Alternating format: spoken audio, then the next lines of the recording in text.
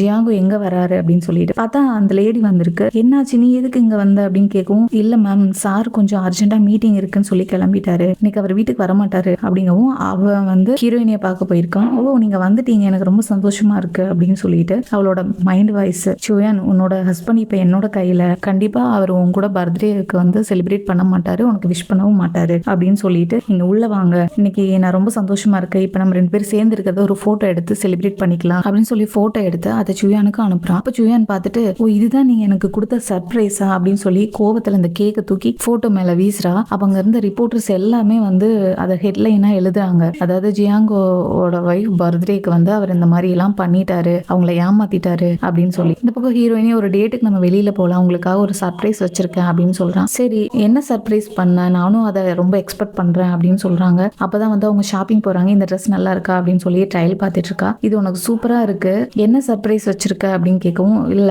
Surprise வந்து வெளியில சொல்ல முடியாதுல்ல, நான் இந்த ஸ்கர்ட்டை ட்ரை பண்ணி ஃபர்ஸ்ட் இதை காட்டுறேன் அப்படிங்கவும், அவனுக்கு வந்து மெயிலி கிட்ட இருந்து மெசேஜ் வருதும். ஐயோ அதை செத்து போயிட்டாலே, இந்த மெசேஜ் யார் அனுப்புனா அப்படின்னு சொல்லி அவன் ரொம்ப யோசிச்சுட்டு இருக்கான். அன்னைக்கு வந்து உன் ஒய்ஃபை கொன்ன, இப்ப சோயானை ஏமாத்துற, இப்ப வேற ஒரு பொண்ணு கூட இருக்கு, அந்த பொண்ணை எப்ப ஏமாத்துவ, இன்னும் எத்தனை பேர் இருக்காங்க இப்படி அப்படின்னு சொல்லி வரவும் அவன் ரொம்ப ஷாக்கிங்ல இருக்கான். அந்த டைம்ல அவ வந்து இந்த ட்ரெஸ் நல்லா இருக்கா எனக்கு அப்படிங்கவும், அவன் ரொம்ப பதட்டத்திலேயே இருக்கான். வேற ஏதாவது ட்ரை பண்ணு, இது யார் மெசேஜ் அனுப்பிச்சிருப்பா, மெயிலியா, அவ உயிரோட இருக்க முடியாது, அவ இருக்கிற வாய்ப்பு இருக்குன்னு அவன் யோசிச்சுக்கிட்டே திங்க் பண்ணிட்டு இருக்கான். அவன் ரொம்ப பதட்டத்துல இருக்கான் அப்படிங்கறனால சரியா பேசல. நீங்க நல்லா இருக்கீங்களா, கொஞ்சம் ரெஸ்ட் எடுக்கணும் நீங்க, சரி வாங்க நம்ம கிளம்பலாம் அப்படின்னு சொல்லிட்டு அவங்க சொல்றாங்க. அப்பதான் ஹீரோயின்